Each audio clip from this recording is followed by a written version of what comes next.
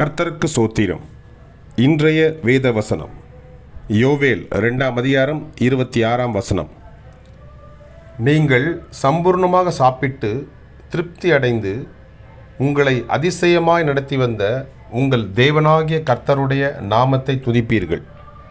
என் ஜனங்கள் ஒருபோதும் வெட்கப்பட்டு போவதில்லை. ஆமென். யோவேல் 2:26. நீங்கள் சம்பூர்ணமாக சாப்பிட்டு திருப்தி அடைந்து உங்களை அதிசயமாய் நடத்தி வந்த உங்கள் தேவனாகிய கர்த்தருடைய நாமத்தை துதிப்பீர்கள். என் ஜனங்கள் ஒருபோதும் வெட்கப்பட்டு போவதில்லை. ஆமென். கர்த்தர் உங்களை ஆசீர்வதிப்பாராக, உங்களோடு கூட இருப்பாராக. ஆமென்.